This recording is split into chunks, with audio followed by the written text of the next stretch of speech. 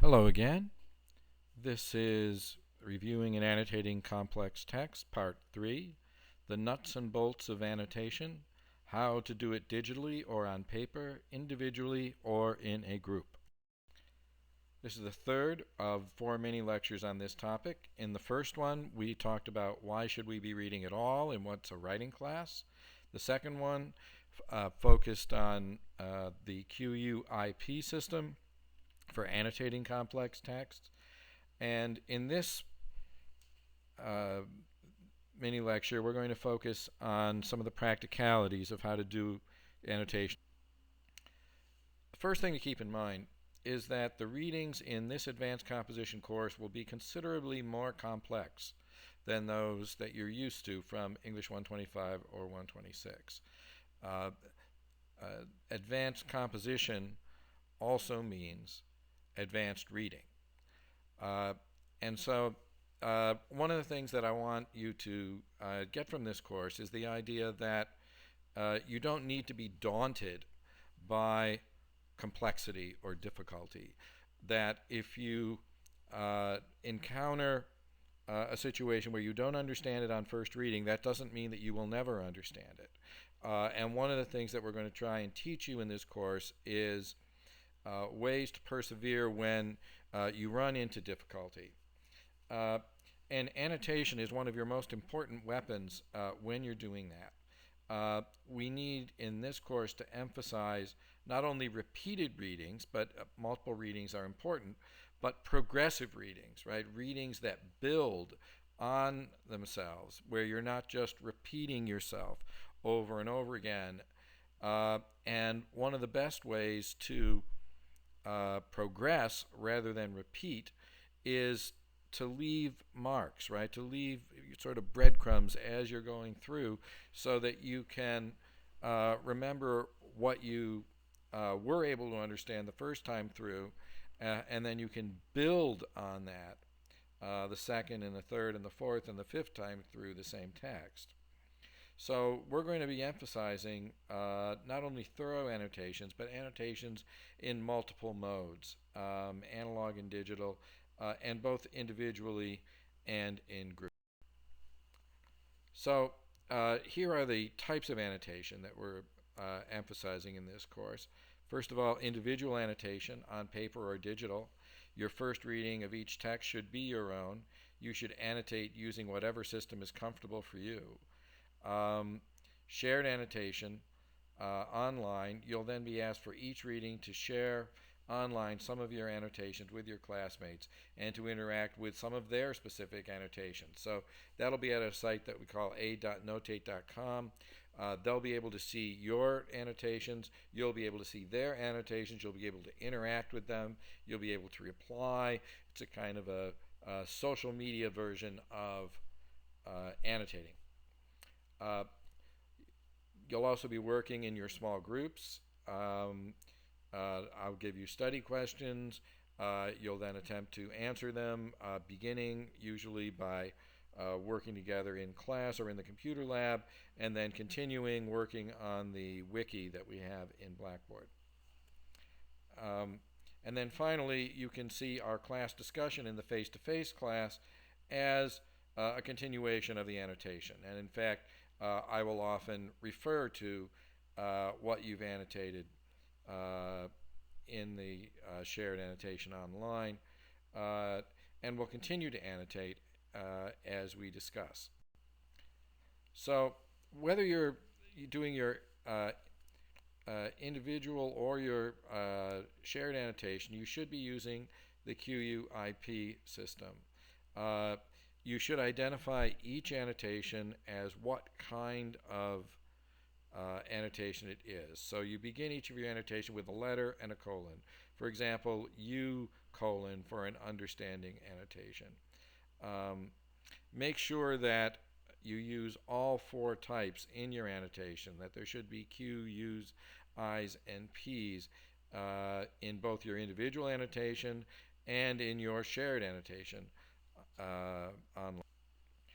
Just to review, this is the QUIP system that we talked about in more detail in the previous video.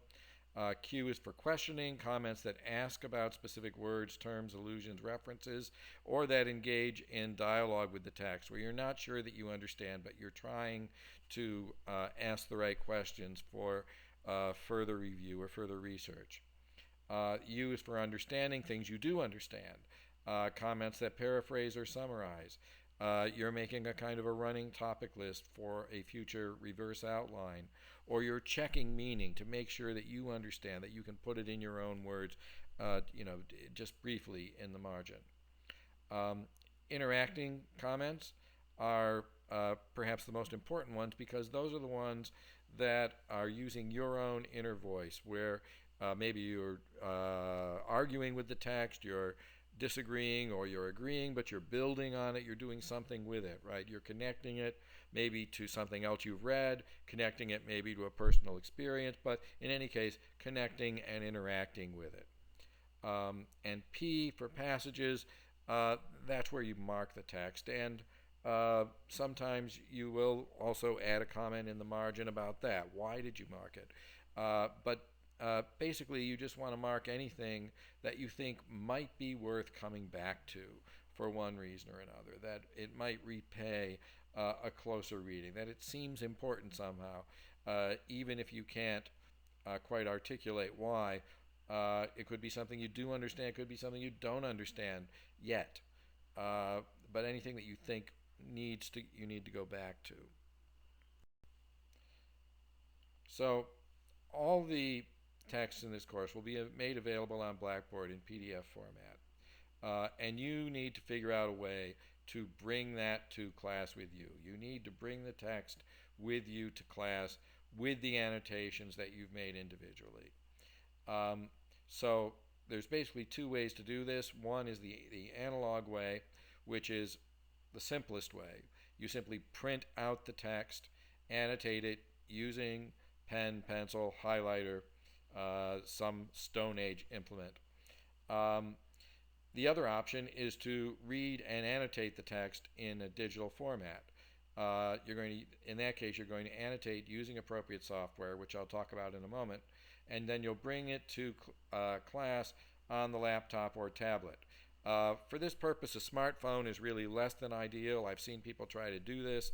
They tend to lose their place very easily, and you don't want to be doing that in class.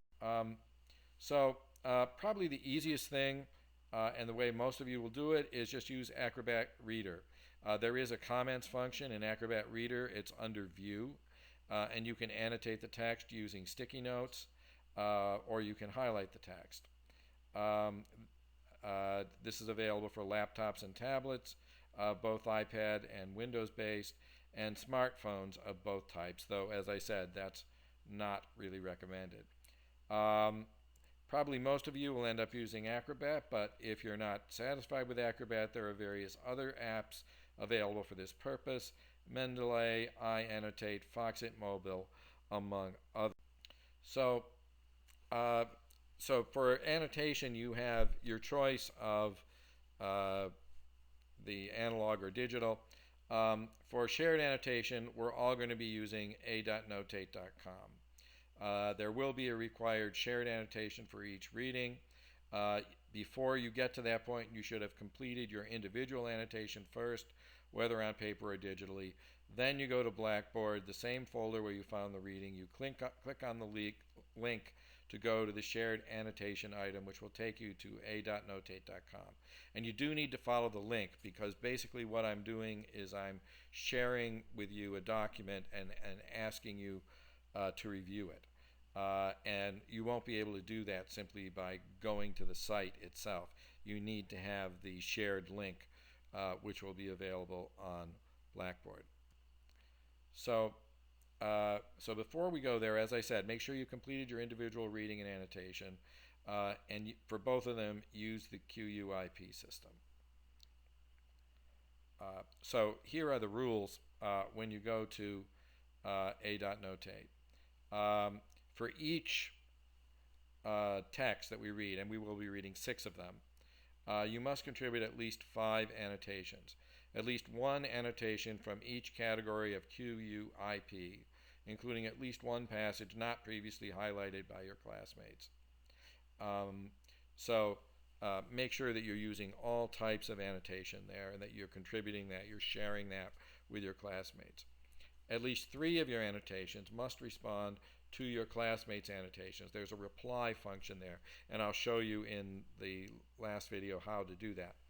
Also, tag your annotations. Use your name as the tag so that I can know who left a comment and I can give you credit for it. So then, what do we mean when I say reply to your classmates' annotations? What would be the nature of a reply? What would be the content of such a reply? And it depends to some degree on what kind of annotation your classmate left, and that's one reason why it's important that you identify which kind it is. If your classmate left a P annotation, comment on the passage. If others have commented, respond to their responses.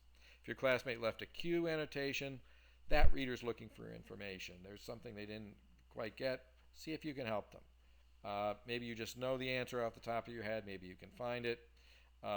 Maybe you can help to focus the question a little more. If your classmate left a U annotation, see if you think it's an accurate statement of what's going on in the text. Your classmate thought it was, but see if you do. See if you can improve upon it.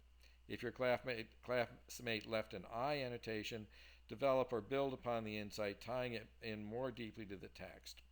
And here's just a note. In no case does I agree, I disagree by itself count as a reply. Right? It's not a vote. Right? You need to add something to it. You need to add value, add thought, add interpretation, show us something that wasn't there before. And you need to go beyond just I agree, I disagree. So in part 4, I'll show you the A.Notate site and give you a sense of how to go about the shared annotations. See you in part 4.